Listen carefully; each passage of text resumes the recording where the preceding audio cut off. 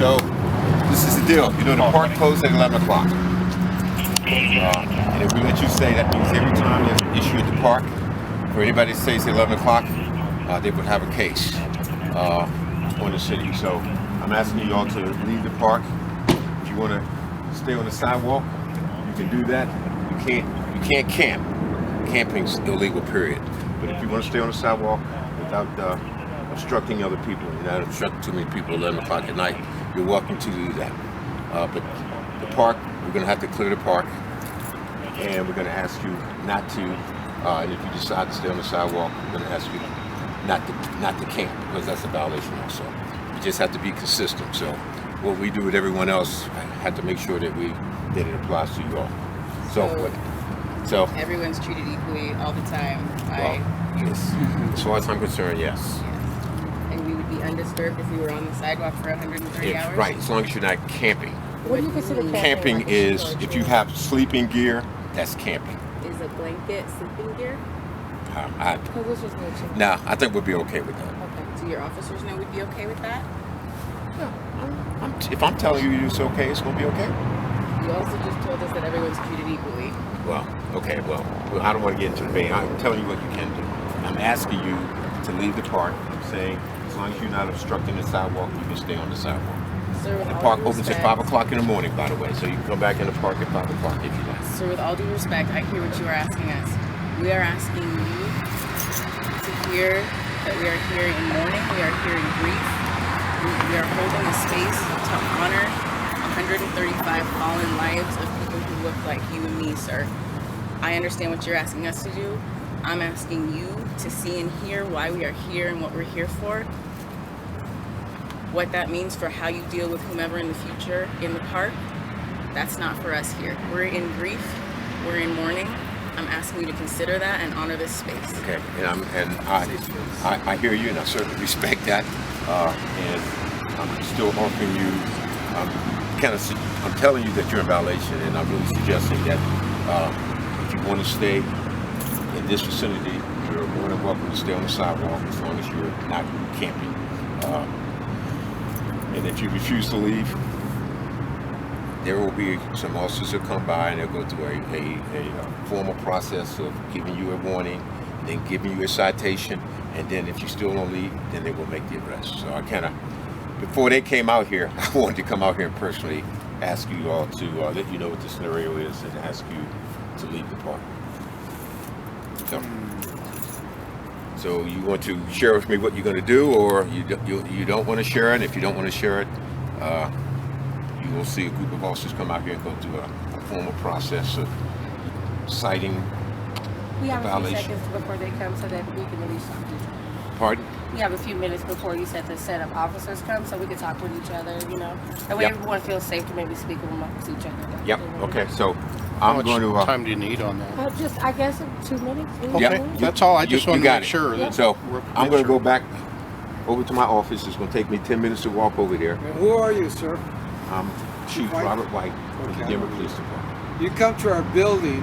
I live in a senior housing, and when the residents call the cops because it's the drunks that are being abusive or talking shit to the residents, it takes the cops forever to show up. So what are you guys going to do about that? You give me the address and I'll have somebody look into it. So I'm going back across the street, and you got about 10 minutes before I even send anybody over here, okay? Y'all can decide what you want to do by then. And I'm assuming if you're still here, that you made the decision that you're going to stay here.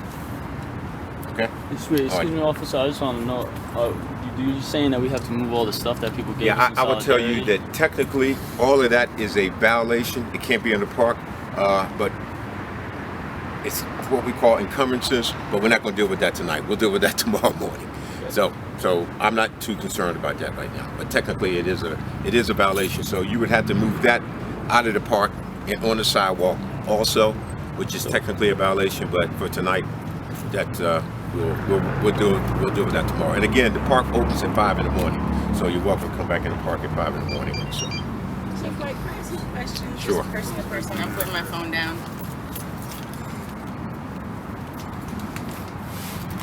I know you care about community. Absolutely.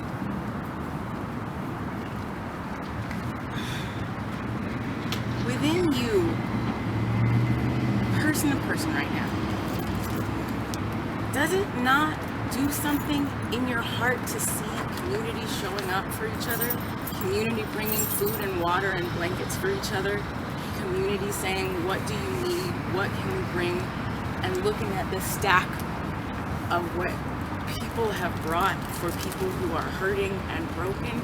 As someone who cares about building community, building relationship, building power for people, I know you know that that's what's happening here. I don't care what the codes and the violations, I know you know that's what's happening here. Absolutely, but I would ask that you also understand that, I mean, what we do, regardless of your circumstances in which you want to do that, is still a violation. And if I dismiss that, or if we dismiss that, when the next group come along, we might not have the same well intent that you do, and they violate it, and we don't enforce it because we didn't enforce it with you all, they will have a good position to say, well, you didn't enforce it with the group that was here on the evening of the 7th of July, so you technically can't enforce it with us. So I mean, it's a matter of being consistent and enforcing the law. And I know there are issues, people that will question whether we're consistent. Even if that law is unjust? That we are I am being consistent as it relates to that. I mean, I empathize with you, I sympathize with you, but I'm still asking you. To the sidewalk, can you at some point during your shift sit with us on the sidewalk? Sit with you on the sidewalk? I'm not going to sit with you on the sidewalk, but I'm going to make sure that you are not being violated by my officers. Again, this is just person to person. I'm just curious, why did you kind of stop me asking if you could sit with us on the sidewalk? No, I'm not going to sit with you on the sidewalk. I mean, I'm going to make sure that you can sit and express yourself in a peaceful manner. I know you think I have an agenda with you. I really, truly, I don't understand, why is it ridiculous that you would sit with us? I didn't say it was ridiculous. I just said that I'm not going to do that. I'm going to come by and check on you later on. But I'm not going to sit here and say I'm going to spend an hour sitting with you on the sidewalk. I'm not going to do that. And I don't want to mislead you. Okay? Alrighty. So, yes, ma'am. As a member of the Native American community, we're here in solidarity with our African American brothers and sisters. I also know that recently a woman was stripped of her sage during the peaceful demonstration. I intend to come and help Smudge and create a safe space and a blessing for us to heal together. Will I also be arrested, or will my sage or whatever I do be taken away? Well, that matters in court, but I will say that she did not get arrested for the sage. She got arrested for something else, for disobeying, to be honest with you, for disobeying a lawful order.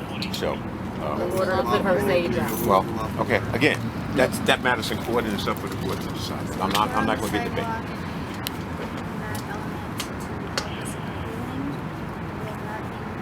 If you're telling me you're going to do that right now, no, you're not going to. You're not in harm's way. You're not going to be in harm's way. Not in harm's way. You would have been in harm's way otherwise.